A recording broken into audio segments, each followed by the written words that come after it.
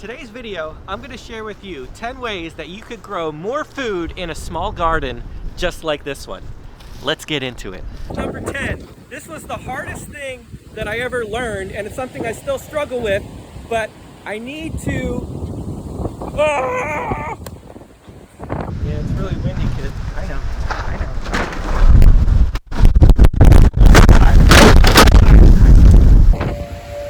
Just trying to do a nice video giving some gardening tips during the Arctic windstorm. Maybe I should be a weatherman. We've got 36-mile-per-hour wind gusts coming from the west. It's currently 24 degrees out, but with the wind chill, the real feel is actually 10 degrees. And you feel it. I can't feel my face. Got tarps blowing every which way. I've got totes blowing all over the farm. My dog is really flustered and scared of the wind. I'm just trying to give some friendly YouTube gardening advice. Maybe I should title this "Man Risks His Life to Give Gardening Advice." I think this is the way I want to go, giving advice about compost. Put that on my death certificate. What do you think about all this wind, Max? Huh? You being a good farm dog? Because all I see you doing is scaring off the chickens. You're supposed to scare away the deer. That'll wrap up our weather update for you. Let's get into the video. I guess tip number 1 would be don't try to grow anything when everything is frozen and covered in snow. And don't try to grow anything when the wind chill is below 10 degrees like it is right now. Now tip number 1 is going to be finding the right spot for your garden. Now you want to make sure, if you only have a small space for your garden, that you have your garden in the right spot. So you want to choose the right location for your garden, because you want to make sure it's getting enough sunlight. Like, that's a simple concept, but it's something that I made that mistake in my first garden. We put our first garden in a terrible spot. It was far away from our house, far away from any water source, and it was shaded by trees for most of the day, so it only got maybe 5 or 6 hours of sunlight at most.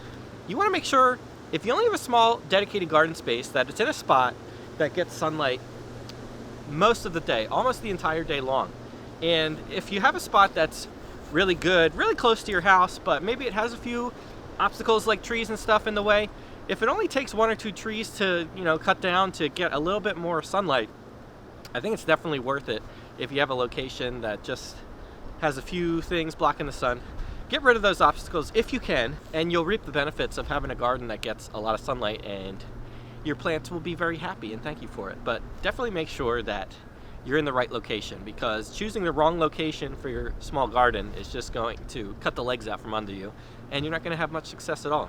Now tip number 2, to grow a lot of food in a small space, specifically in raised garden beds like I have behind me in this garden here, is to plant your rows very close together. And there's techniques called square foot gardening, where you can plant rows pretty close together, like 6 to 8 inches apart, and that gives the plants enough space to grow fully, but it also doesn't interfere with the surrounding plants if you do it the right way. And when the plants are fully grown, it completely covers the soil, and you'll see a bed that is completely covered with carrots or lettuce or whatever it is you're growing. You can create kind of a canopy over your soil, which actually improves the health of your soil and allows you to grow more food in a small space. So even though these raised beds behind me look kind of small, they're 3 foot wide by 6 feet long, I can grow a ton of food in just that 18 square foot area. So if you space things correctly, close enough but not too close, you can really grow a lot of food in a small bed. Another way to grow more food in a small space is to intercrop different plants that work well together.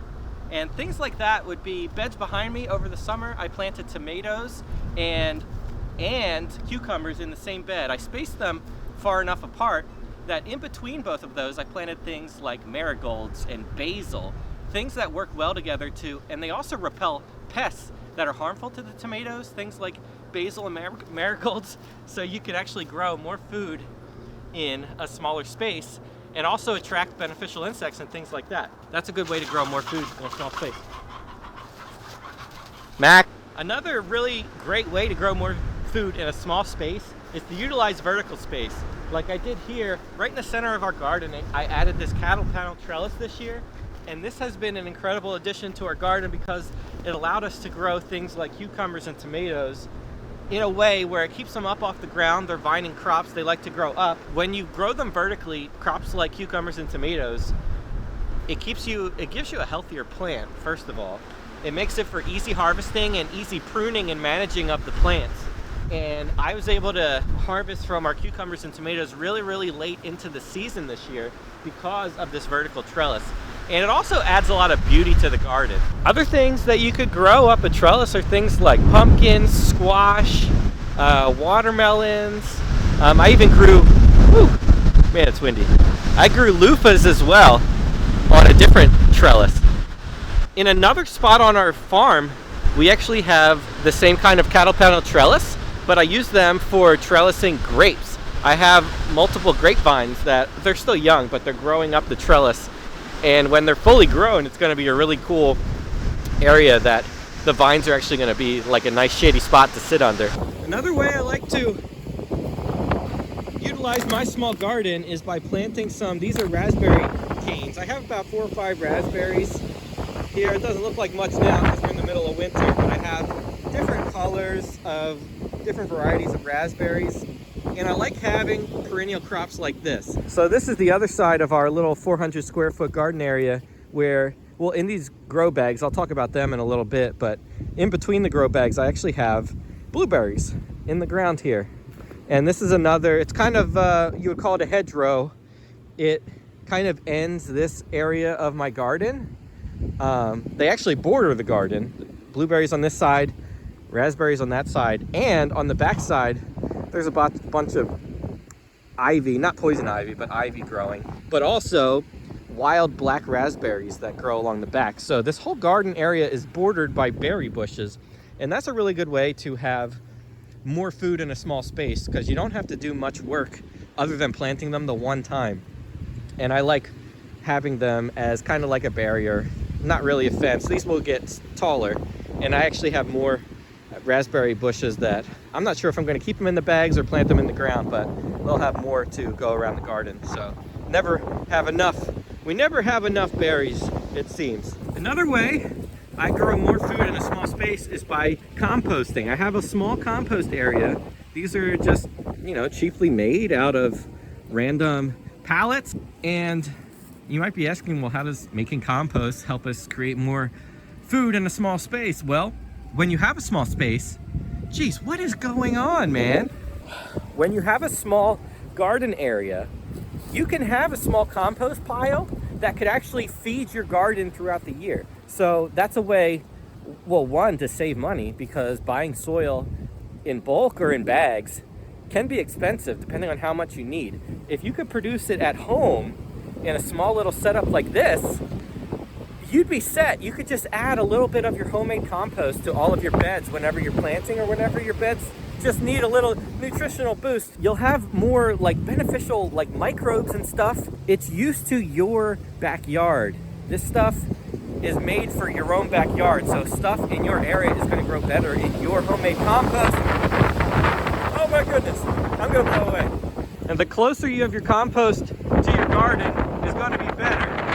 And now move on to tip number 7 is to use chickens. Get chickens if you don't have chickens because the chickens actually feed my compost pile and they often feed our garden.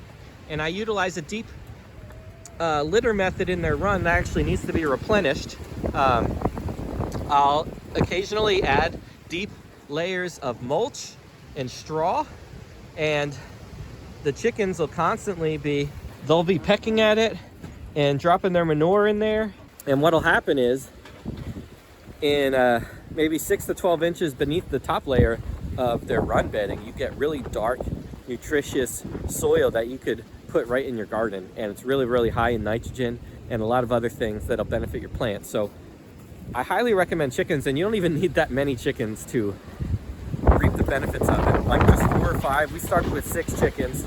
Now I'm pretty sure we have like 12 or 13, but it's called chicken math. You never really have enough chickens. But they've been very beneficial for the garden and for us, producing eggs for us year round. All right, now we're on to tip number 8 for ways to, the 8th way I'd recommend growing more food in a small garden area is to grow in containers.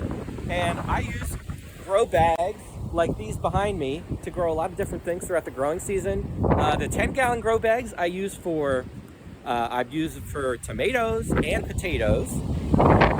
And the way that I like to use these is also kind of like a barrier along the edges of the garden. So along the side of my garden space, along the front of my garden space, I'll use these to grow different kind of things that maybe I don't want to take up more space in the garden, but I can use them as a barrier around the garden, and they're very well contained in the bags or the containers. And another thing that I like to grow in them in like 5 or 7 gallon grow bags is peppers. Peppers do really well in containers or the grow bags. Another thing, oh, this thing is really leaning. This is a vertical planter. I would consider this a container planter as well. This is the green stalk. I have a link for these down below if you want to grow more plants in a really small area. The green stalk, this one is the leaf green stalk. It's got 42 pockets and it's a little bit shallow, but would be good for lettuces. It would be good for herbs. It was also good for strawberries this year. Strawberries did fantastic. They did better actually in here than I did in my raised bed garden, because I actually was able to plant more strawberries in this than I was in a 3 foot by 6 foot raised bed. So here's another way to grow a lot of food. This is a real garden hack. The green stalk, definitely look them up. They also have another variety of green stalk called, it's the original green stalk. It's got deeper pockets, and I grew a lot of peppers in there. I grew okra in there. I grew tomatoes in there. You could basically grow anything in the original green stalk.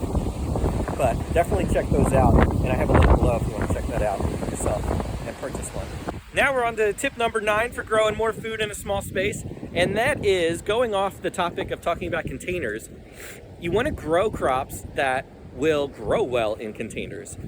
Specifically for tomatoes, for instance, determinate tomatoes. There are 2 kinds of tomatoes that you could buy, a determinate or indeterminate.